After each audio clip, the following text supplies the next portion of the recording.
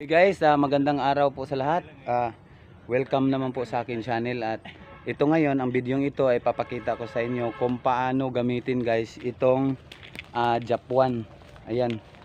Yan po ang tinatawag na Japanese One Pinas. So ayan guys, ang simula niyan guys ay ang paghawak niyan ay sadyain mo talagang ipaikot o ipagalaw yung paghawak mo dyan hanggang sa maghahanap yan o mahahagip niya kung saan talaga ang buried object dito sa area. Actually guys ay na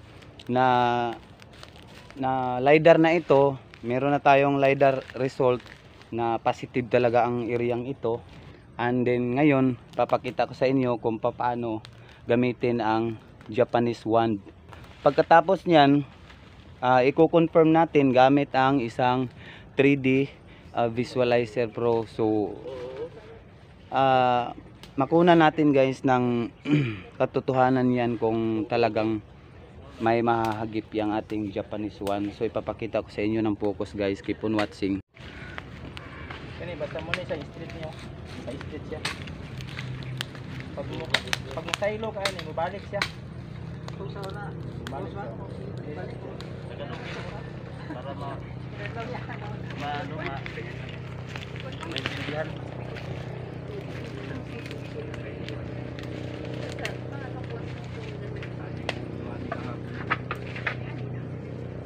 Okay lang yan. Nawa na yung lugar mo. Dito lang. Kani street ni napin sulod ni kani. Pag mo wala na kani sa doon mo. Padulong wala naman isa dinga side. Oh, tama mo tuyok siya. Mubalik sa gil. Pero kung dili ka mo padulong sa tunga, mo tuyok na siya. Oh. Magintro. Ay, tuyok na siya. Pag sa center. Tuyok siya. Tuyok kasi. Tuyok? Umikot-ikot. Nawa, kanawa. Punduran ako siya. Oh. So ang center ya. Kani api may kung kani mo kung wan mo dili kini ka plaster pero may balaan nimo kung musaylo ka. Kung musaylo ka mabalik siya oh. Di ba? Mutuyok siya. So ayan guys, tapos ang paggamit natin ng Imo siyang dali Japanese one. Tapos ngayon guys, i-compare natin kung talagang meron dito na item na kanyang nahahagip. So gamitan natin ng 3D Visualizer Pro by Rams and Pel. Okay na. And then keep on watching lang guys.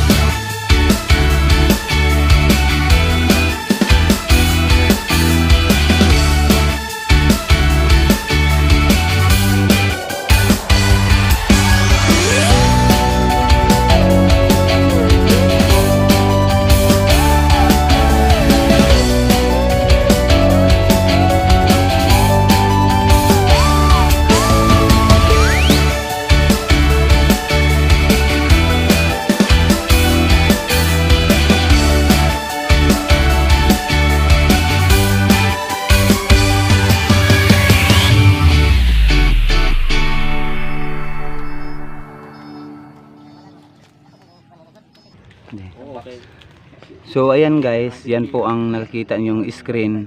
Ayon po sa aking scanning ay meron tayong 10 step na 10 feet na row by row kasi yan. Papakita ko sa inyo ang isang row.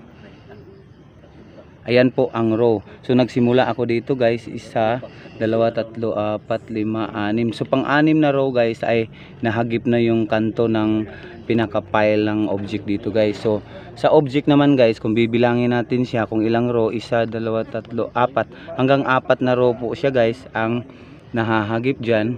So meaning malaki po ang load dito guys. So ayan, papakita ko sa inyo ang ating palatandaan. So ito po yung mula dito 10 feet papunta dyan.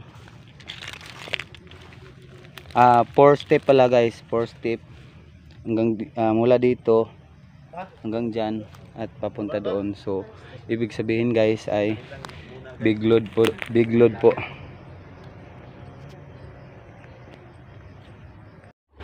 Oh, anak good. Sila ha? niya. So ayan guys, tapos na po ang aming pag-i-scan doon at kinumpara ko yung Japuan natin.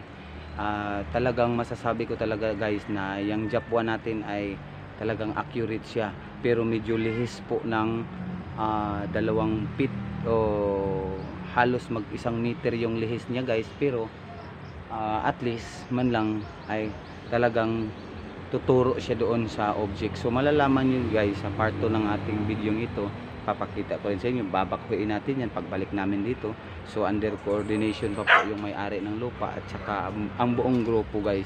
So sa muling video, sa part 2 nito ay babakhuin na natin at i-share ko rin sa inyo. So maraming salamat sa panonood. May God bless us all.